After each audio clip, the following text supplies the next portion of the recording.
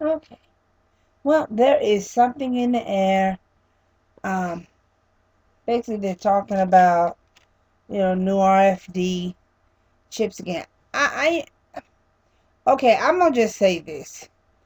I've always thought that the chip that everyone seems to be panicking over, that is about the size of a grain of rice, would not really be effective as a way of marking people.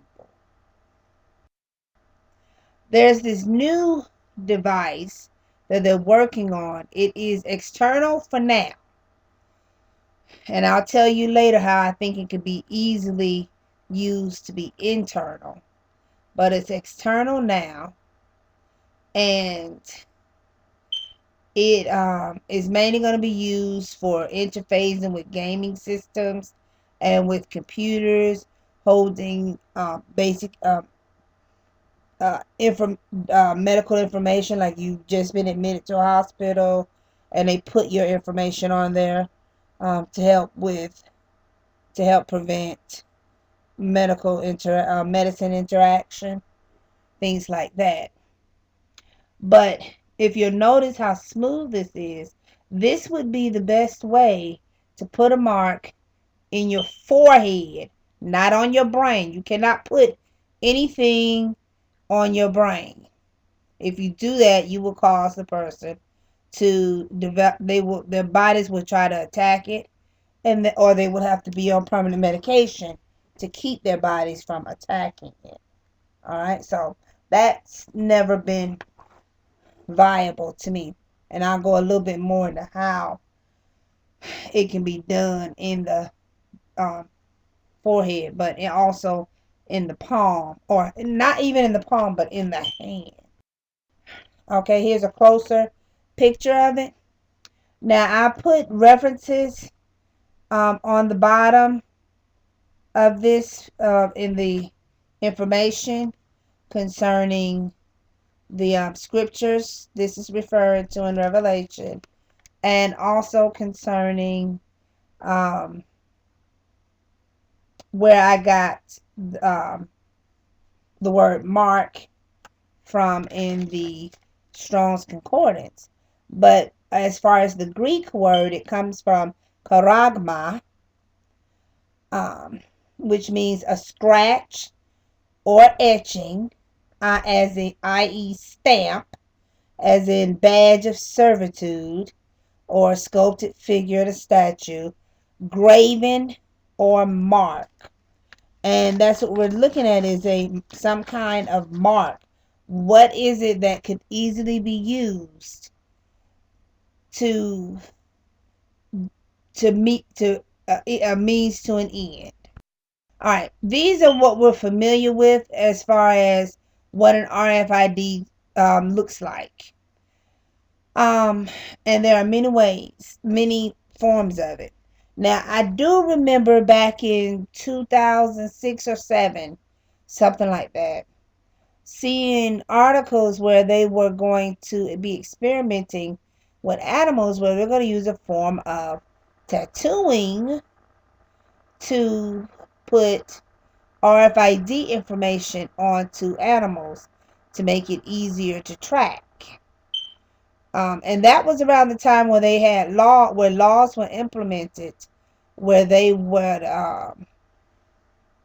laws that were being implemented to force farmers to have to chip their animals, which is one of the main reasons your that prices are so high. Not because of a lot of other things, but this is increasing your price. Now, as I stated earlier, I never really bought into the idea that the one at the bottom that looks like a grain of rice would be a viable use as a chip to put in the hand or wrist, or to put in your forehead, mainly because of the issue of scar tissue. The device has so many chemicals in it, and it's breakable, depending on exactly where they put it, in your hand or in your wrist. And if they put it in your brain, that's a major irritant. And your brain, you're going to develop a form of encephalitis, which is just basically swelling of the brain. And your body's going to kill you trying to get at it. And the excess scar tissue might prevent it from operating. I mean, that's just common sense. Um, and also by putting it in if they put it in the meaty part of the hand, between the thumb and the forefinger, it could easily, it'll be very irritating, and anybody can take it off out, even if it leaves a scar tissue. But I know people say, well, there's a chemical in it, but you know what?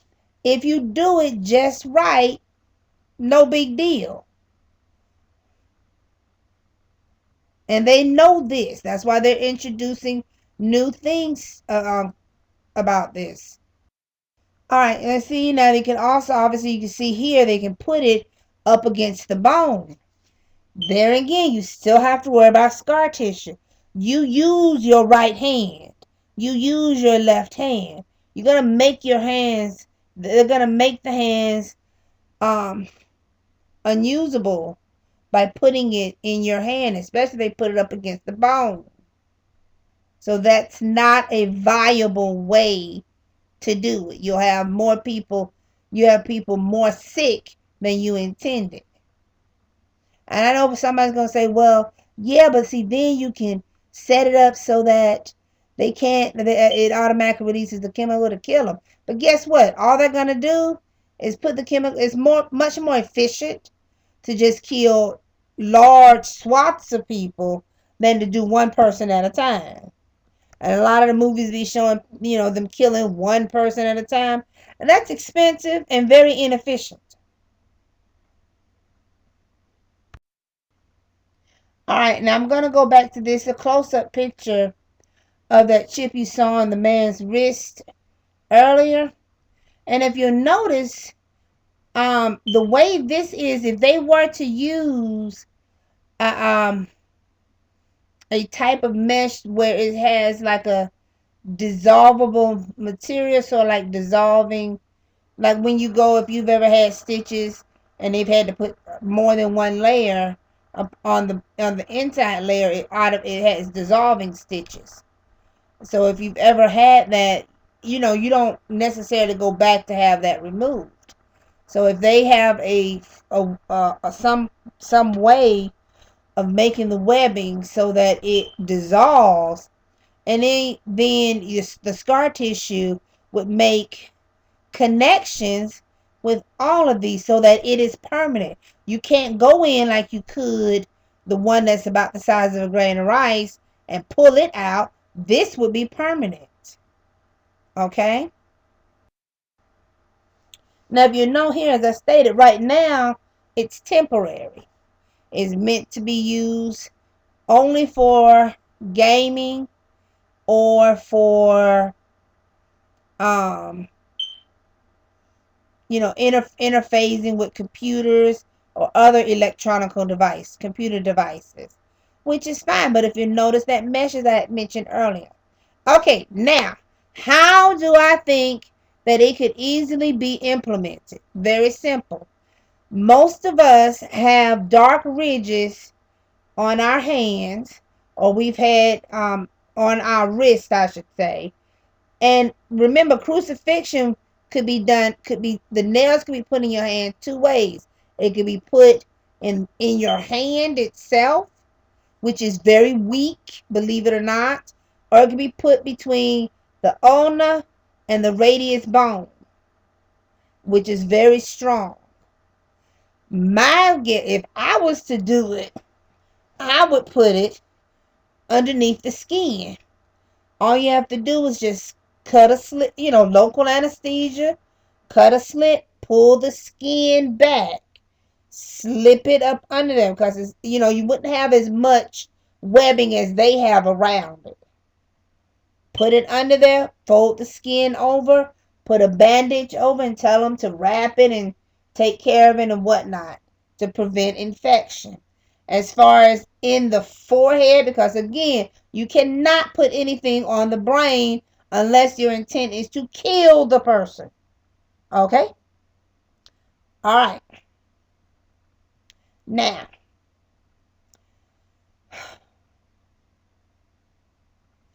if they're going to put it on the forehead, y'all see, everybody knows how they do plastic surgery when they need to do a facelift. All you have to do is go up to the hairline, starting at the ears, go from ear to ear across the top of the head, pull the skin down to just the eyebrows, place that mesh there, and then pull it over, clamp, clamp, clamp, or have staples or whatever, and then the mesh dissolve into the skin, into the muscle. Okay, it just dissolves. And this connects to the tissue underneath the skin. Nobody sees what's there. That's viable.